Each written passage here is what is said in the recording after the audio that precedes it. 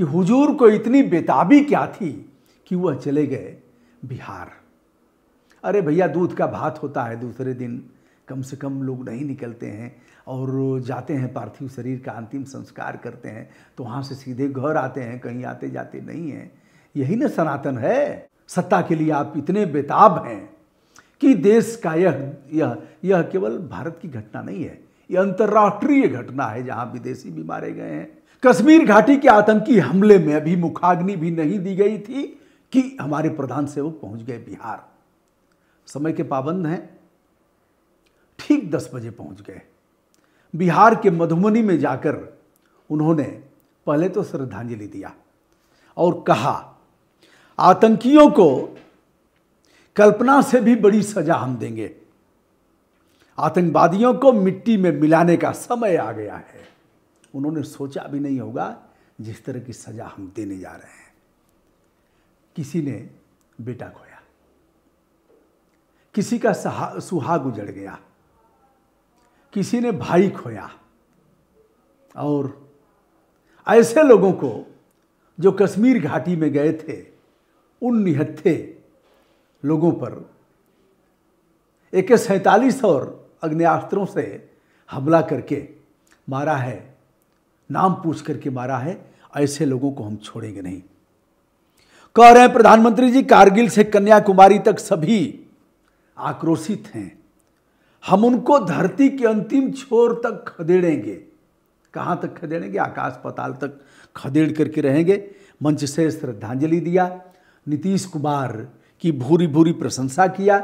पंचायती राज दिवस पर प्रधानमंत्री जी पहुँचे थे वहाँ, और उन्होंने तमाम योजनाओं का शिलान्यास भी किया, ट्रेन का उद्घाटन भी किया जो सहरसा से चली है ट्रेन, और जयनगर वाली ट्रेन का भी किया है।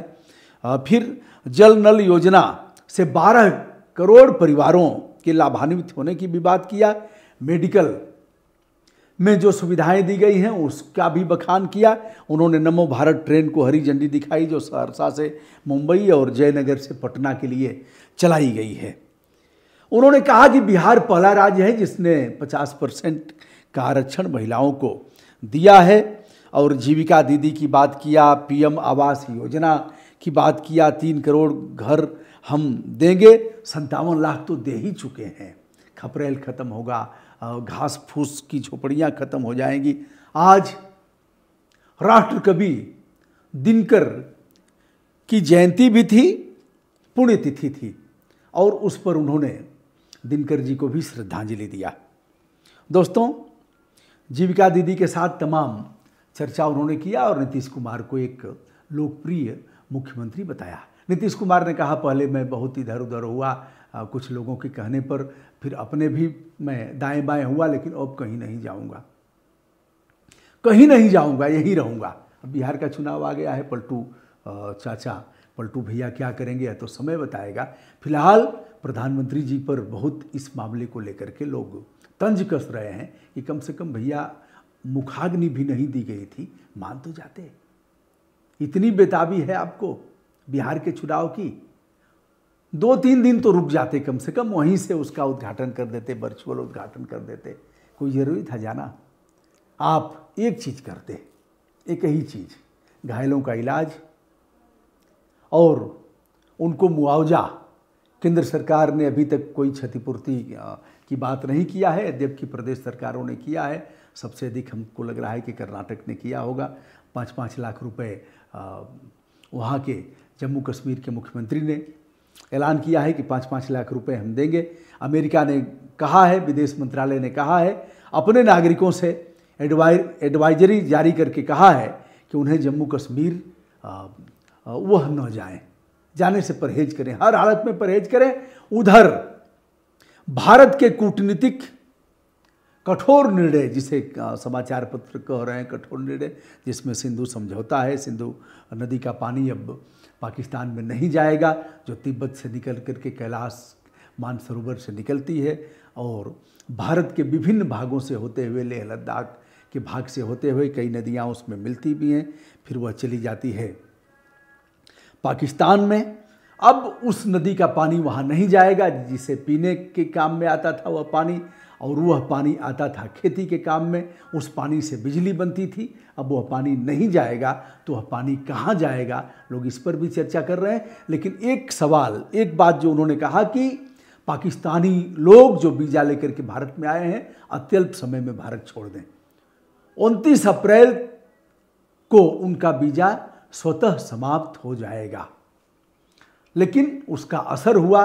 आज से ही पाकिस्तानी जो भारत में आए थे वीज़ा लेकर के घूमने फिरने अपने रिश्ते नाते में, वह लोग यहाँ से अब निकल रहे हैं, निकलते हुए देखा गया है। पाकिस्तानी उच्चायोग की संख्या 55 से 30 कर दिया और अटारी बॉर्डर बंद कर दिया गया। यह निर्णय है, लेकिन लोग तो यह चाहते हैं कि जिन्होंने मारा है उनका हिसाब भारत कब करेगा, कब तक होता रहेगा ऐसे ही। कभी हमारे सैनिक मारे जाएंगे, पुलवामा हमला होगा, और कभी उरी का आतंकी हमला होगा, फिर यह सब कब तक होता रहेगा।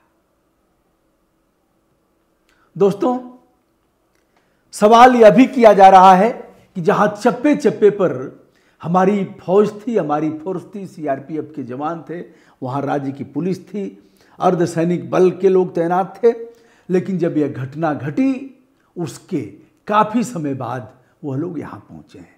यह भी जांच का विषय है।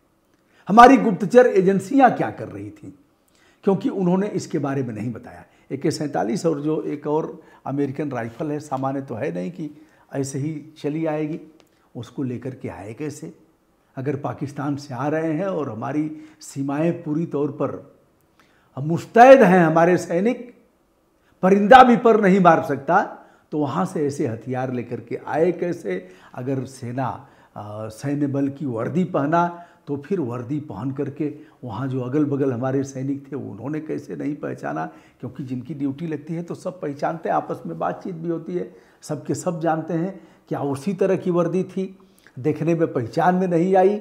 और फिर AK-47 लेकर के चले तो फिर हमारी फौज क्या कर रही थी। यह तमाम ऐसे सवाल हैं जिस पर प्रश्न किए जा रहे हैं, इसका उत्तर भी देना पड़ेगा। मैं जानता हूं मक्खनचुआ इस पर भी आएगा। मक्खनचुआ कहेगा, पाकिस्तान से जोड़ करके कहेगा, वह कहेगा आतंकवादियों को प्रश्रय देते हैं। लेकिन अगर सवाल बहुलता में लोग उठा रहे हैं तो इसका उत्तर तो देना ही पड़ेगा। इसका भी उत्तर देना पड़ेगा कि हुजूर को इतनी बेताबी क्या थी कि वह चले गए बिहार। अरे भैया, दूध का भात होता है, दूसरे दिन कम से कम लोग नहीं निकलते हैं और जाते हैं, पार्थिव शरीर का अंतिम संस्कार करते हैं, तो वहाँ से सीधे घर आते हैं, कहीं आते जाते नहीं हैं। यही ना सनातन है।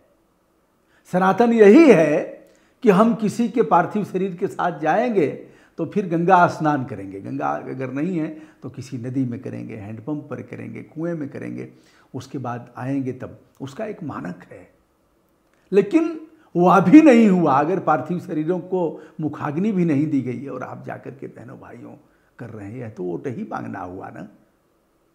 सत्ता के लिए आप इतने बेताब हैं कि देश का यह केवल भारत की घटना नहीं है, यह अंतर्राष्ट्रीय घटना है जहां विदेशी भी मारे गए हैं। ऐसे में प्रधानमंत्री जी पर सवाल उठना लाजमी है, जवाब इसका देना पड़ेगा। दोस्तों, मैं हूं ब्रजभूषण दुबे।